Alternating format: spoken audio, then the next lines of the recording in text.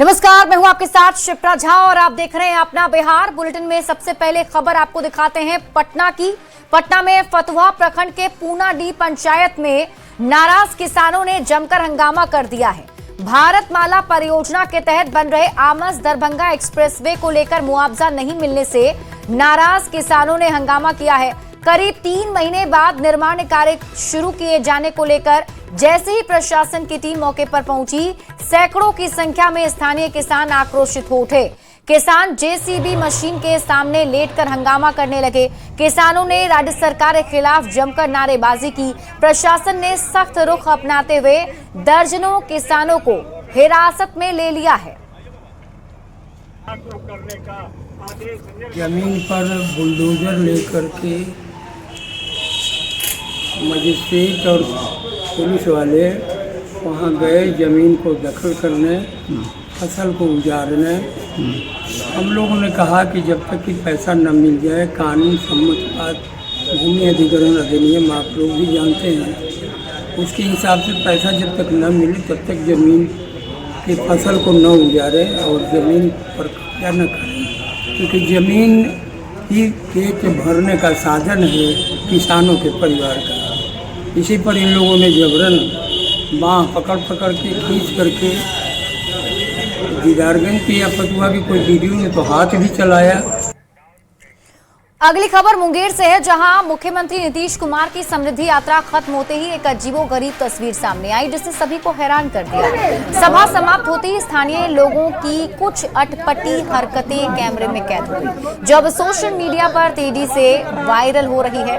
बता दें कि कृषि विभाग की तरफ से मुख्यमंत्री के स्वागत में आलू, प्याज और टमाटर से समृद्धि यात्रा लिखकर एक सब्जियों की आकर्षक रंगोली बनाई गई थी। लेकिन जैसे ही सभा समाप्त हुई और मुख्यमंत्री वहां से रवाना हुए, रंगोली पर स्थानीय लोग और खासकर बच्चे वहां से सब्जियों को उठाने के लिए टूट पड़े। कोई आलू उठाता नजर आया तो कोई प्याज और टमाटर समेटता हुआ दिखा है। मौके पर मौजूद अधिकारियों ने लोगों को रोकने और समझाने की कोशिश की, लेकिन किसी ने उनकी बात नहीं मानी। इस पूरी घटना का वीडियो वहां मौजूद किसी शख्स ने बना लिया, जो अब सोशल मीडिया पर वायरल है और लोगों के बीच अब चर्चा का विषय बन गया है।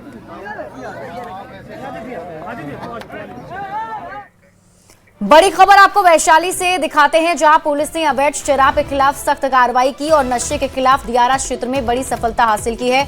एसपी विक्रम सिहाग के निर्देश पर विशेष टीम ने रुस्तमपुर थाना क्षेत्र के शिव कुमारपुर दियारा में छापेमारी की और इस दौरान अवैध रूप से चल रही 7 शराब भट्टियों को ध्वस्त किया गया। 25,000 लीटर से ज्यादा अर्धनिर्मित शराब को मौके पर नष्ट किया गया है। पुलिस ने शराब बनाने के उपकरण भी जब्त कर उन्हें जला दिए। हालांकि किसी आरोपी की गिरफ्तारी नहीं हो सकी, लेकिन कारोबारियों की पहचान कर उनके खिलाफ केस दर्ज कर आगे की कार्रवाई जारी है।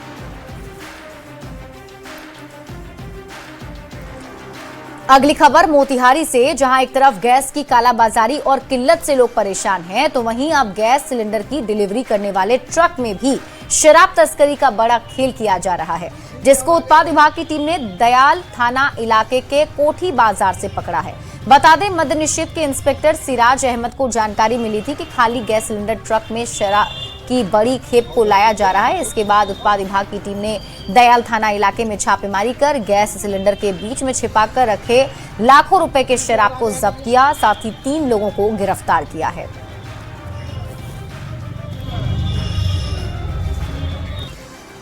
रुक कर लेते हैं इस वक्त की बड़ी खबर की ओर। दरभंगा से बड़ी खबर मिल रही है, जहां तालाब में डूबने से पति पत्नी की मौत हो गई। पैर फिसलने से तालाब में पत्नी गिर गई थी।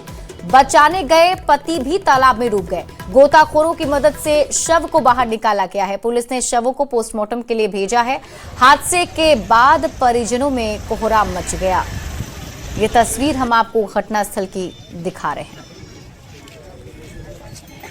तो हमको सूचना मिली, सूचना पर आए तो पत्नी की लाश जो घाट पर रखी हुई थी और पहचाने तो मेरे वार्ड के रहने वाली मेरे रिश्ते में चाची लगेंगी, ठीक है। अब पति का लाश चप्पल रखा हुआ था, उस सब के बुनियाद पर हमने थाना प्रभारी सीओ साहब सबको फोन किया, तो सब लोग आए हैं। गोताखोर से उनकी पति की लाश निकाली गई है। पहचान हुआ है दोनों पति पत्नी। आज सुबह करीब 7:30 बजे सूचना प्राप्त हुई कि पंपी पोखर भरवाड़ा में एक महिला का शव पानी में तैर रहा है और पोखर के जो सीढ़ी का घाट होता है उस पर एक महिला और एक पुरुष का चप्पल है, जिससे प्रतीत हो रहा है कि एक पुरुष का भी इसमें डूबे हुए हैं। सूचना के सत्यापन में हम लोग यहाँ पहुँचे, गोताखोर को बुलाया गया। गोताखोर की मदद से पानी से एक और लाश को निकाला गया। जब निकलने के बाद सत्यापन हुआ कि दोनों पति पत्नी हैं और पिछले कुछ दिनों से मानसिक रूप से परेशान थे। खबर छपरा से है, जहां डेरनी में एक कथित सामूहिक दुष्कर्म और हत्या मामले में सारण के सांसद राजीव प्रताप रूढ़ी ने घटनास्थल का मुआयना किया है। मौके पर मौजूद डीआईजी से सांसद रूढ़ी ने घटना की पूरी जानकारी भी ली और निष्पक्ष जांच करने के निर्देश दिए।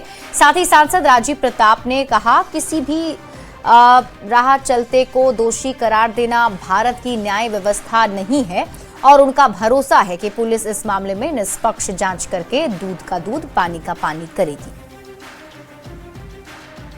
सामान्य रूप से एसपी साहब से, डीआईजी साहब से ये आग्रह करूंगा कि पूरा सीन को रिक्रिएट किया जाए और postmortem report, forensic report, spot का रिक्रिएशन, फोन डेटा और उसके पश्चात अपने निष्कर्ष के साथ अपना अंतिम प्रतिवेदन कोर्ट में सौंपा जाए और दोषी किसी भी सूरत में, लेकिन दोषी राह चलते करार देना ये भारत का कानून नहीं।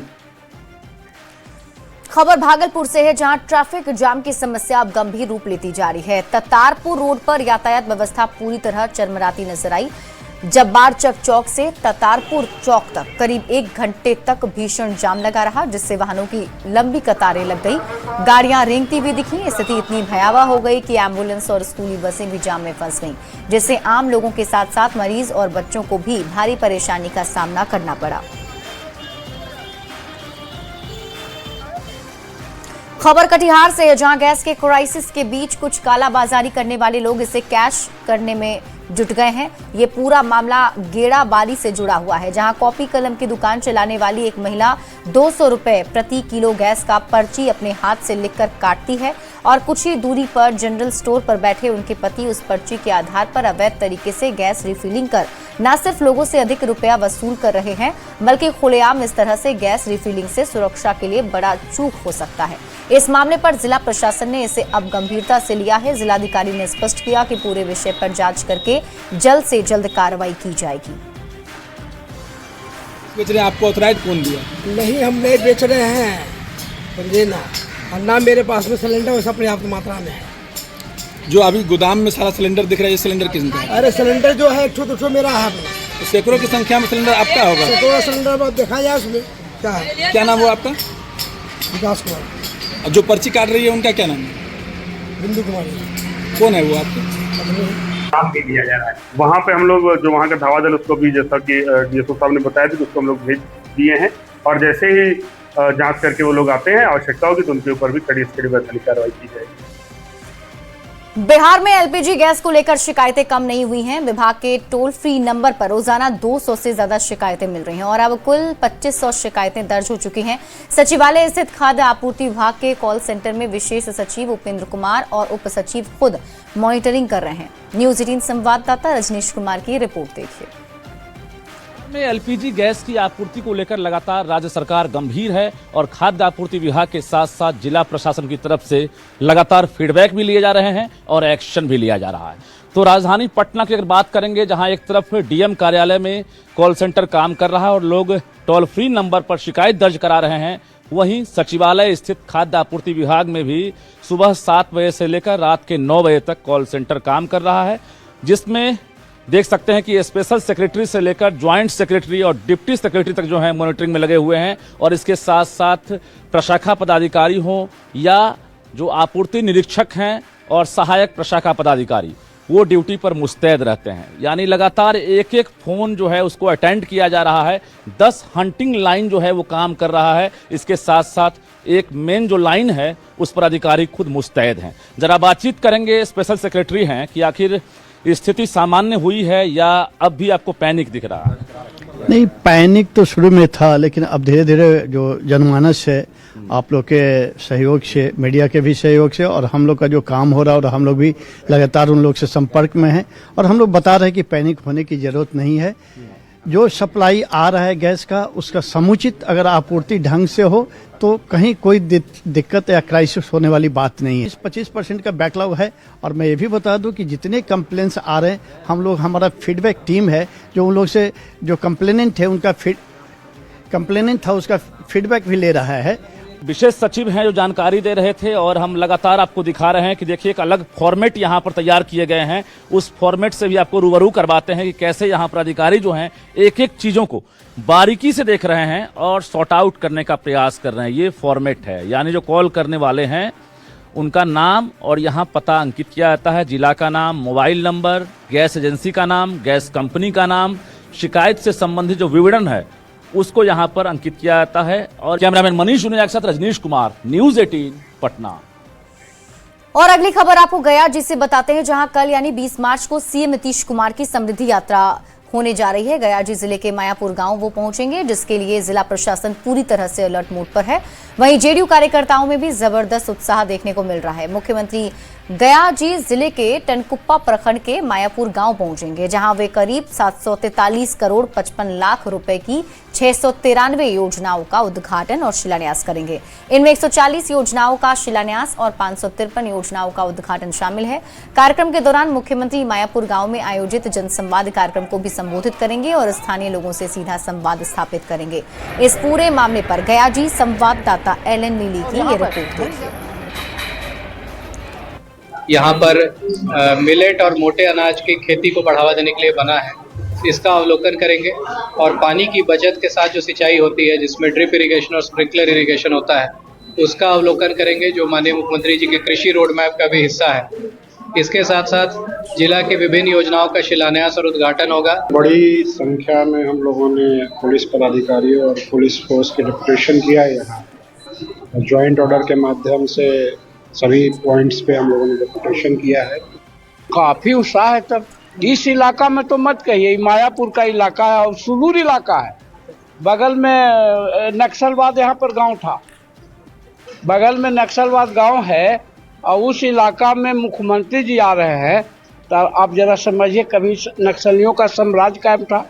नीतीश कुमार जी ने बिना गोली बम चलाए हुए, एक गोली बम नहीं चलाया नक्सल के खिलाफ, और नक्सलवाद के समाप्त भी कर। तैयारी जो प्रशासनिक रूप से है, बाकी कार्यकर्ता अपने नेता के लिए जो वो वादा किए थे सारी योजना, तमाम योजनाओं को गया जिला के अंदर में ओवर ब्रिज पुल कई है, घुगड़ी टाड़ के अभी 56 एकड़ का यहाँ पर कृषि केंद्र का है।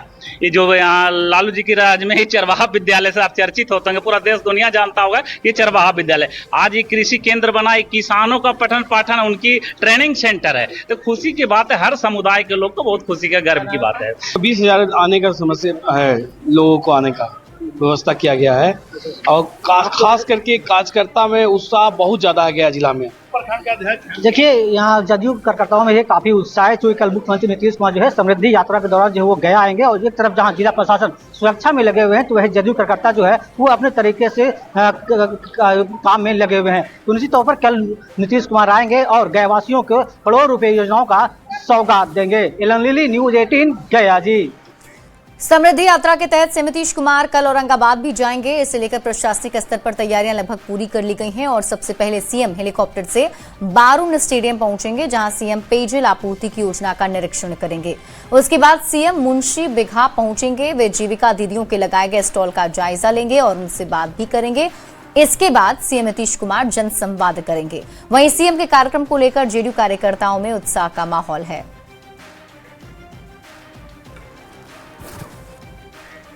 हाल ही में हुए राज्यसभा के चुनाव पर महागठबंधन को हार का सामना करना पड़ा, जिस मामले पर कांग्रेस सांसद अखिलेश सिंह का बयान सामने आया है। उन्होंने कहा कि पार्टी आलाकमान कांग्रेस के विधायकों के निर्णय से खुश नहीं है।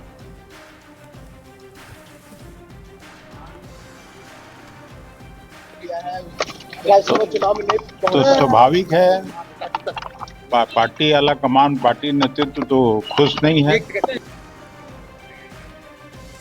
पूर्णिया में चैत्र नवरात्रि के मौके पर 10 दिवसीय मां कामाख्या महोत्सव का भव्य आयोजन शुरू हो गया है। बिहार सरकार की मंत्री लेसी सिंह ने इस राजकीय समारोह का उद्घाटन किया। इस दौरान हजारों महिला श्रद्धालुओं ने कलश यात्रा निकालकर नगर भ्रमण किया, जिससे पूरा माहौल भक्तिमय हो गया। महोत्सव के दौरान रोजाना चंडी पाठ, राम धुन, संकीर्तन, भक्ति जागरण और संध्या आरती का आयोजन होगा, जिसमें दूर दराज से श्रद्धालु शामिल होंगे। माँ की कृपा से है और राज्य सरकार ने, माननीय मुख्यमंत्री जी ने राजकीय महोत्सव मेला का स्वीकृति दिए हैं। इसके लिए माननीय मुख्यमंत्री जी का भी आभार प्रकट करती हूँ और माँ से यही आशीर्वाद मांगती हूँ कि हम लोग जन कल्याण में जो लगे हुए हैं और शक्ति मिले और इस इलाके का तरक्की हो। कामाख्या वरदे देवी नील पर्वतवासिनी तम देवी जगत माता योनि मुद्रा नमस्ते।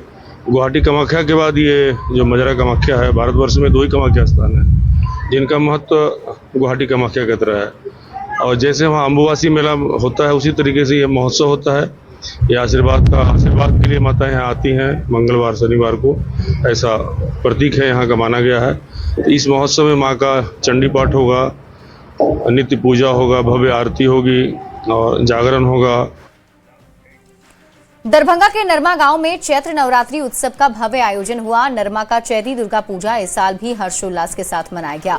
भव्य कलश यात्रा के साथ नवरात्रि पूजन की शुरुआत हुई है, जिसमें 501 कुंवारी कन्याओं ने भाग लिया। बैंड बाजों की मधुर धुन और जयकारों से पूरा गांव भक्तिमय वातावरण में डूब गया। कलश यात्रा दुर्गा स्थान से विषहरा स्थान तक निकाली गई। बीजेपी जिला महामंत्री संजय कुमार सिंह मौके पर मौजूद रहे।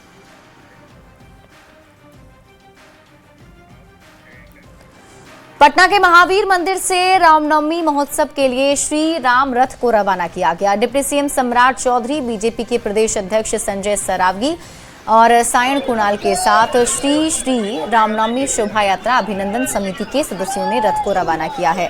संजय सरावगी ने बताया कि रामनवमी पर बड़े समारोह का आयोजन किया जाएगा, जिसमें बीजेपी के राष्ट्रीय अध्यक्ष नितिन नवीन भी शामिल होंगे। का शुभारंभ है, यह पूरे पटना वासियों को आमंत्रण देगा और जो अखाड़े हैं वहाँ भी जाकर आज आमंत्रण देगा।